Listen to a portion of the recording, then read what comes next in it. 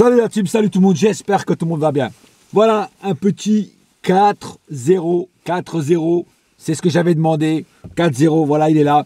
Mais franchement, un match, je dirais une purge pratiquement, parce que bon, c'est vrai il y a eu beaucoup de buts, mais c'était une purge quand même, parce que en face, il n'y avait rien, en face, il y avait des fantômes, il y avait des zombies, mais il n'y avait pas de joueur de football. Voilà, il n'y a aucune pression de la part de Monaco.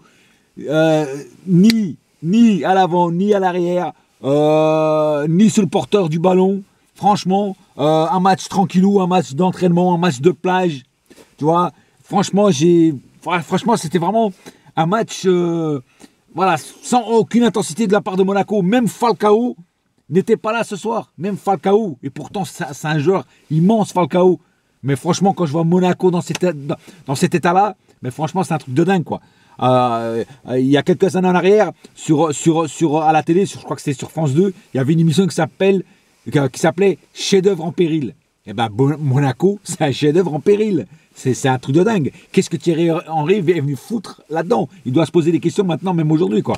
Mais bon, après, on va pas s'appuyer sur l'adversaire. Parlons plutôt de notre équipe.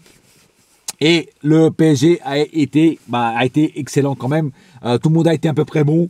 Tout le monde a déroulé. Donc voilà, là, le débrief va être assez rapide dans l'ensemble.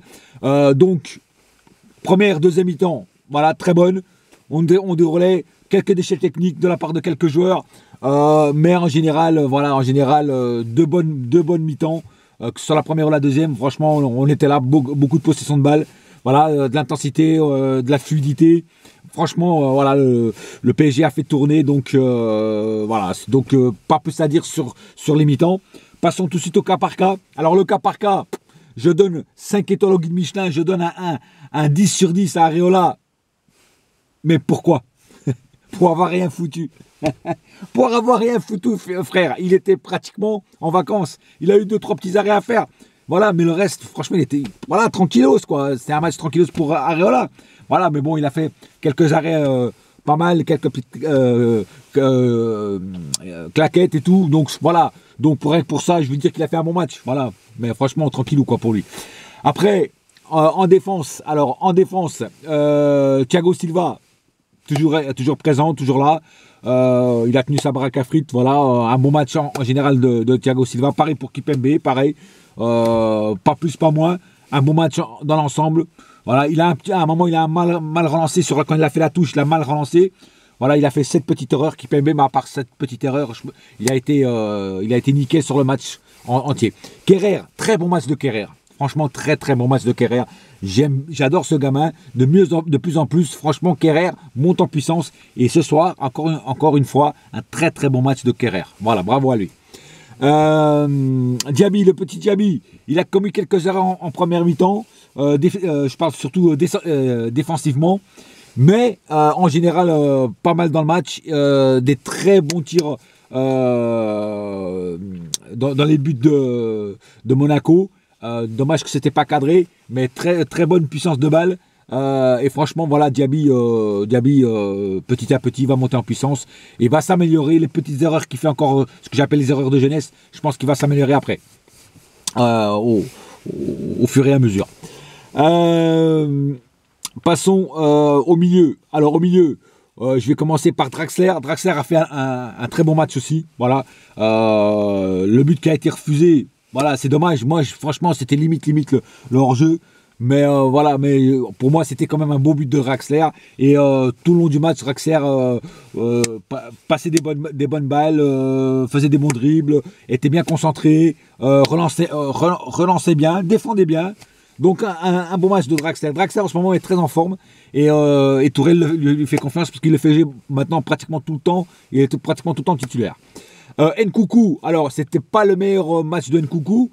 Il a fait quelques trucs de bon. Mauvais choix à un moment. Quand il avait la balle, il aurait pu la passer à Neymar. Même Neymar, il a été un petit peu en colère parce qu'il ne lui a pas passé la balle et ça aurait fait un but.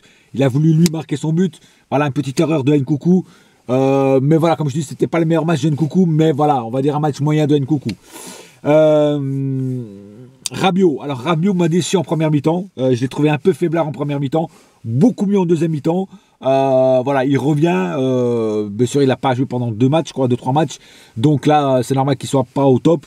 Pareil, c'est pas le meilleur match de Rabiot, mais je pense que petit à petit, il va revenir comme avant.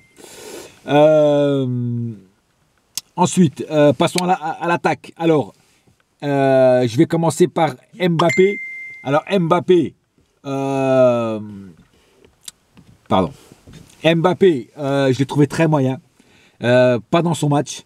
Beaucoup d'occasions de balles ratées, toujours shooté dans le gardien. Donc pas en forme. On va dire un match très très moyen de Mbappé. Je suis désolé, mais peut faire beaucoup mieux. Pareil pour Neymar. Très déçu de la prestation de Neymar.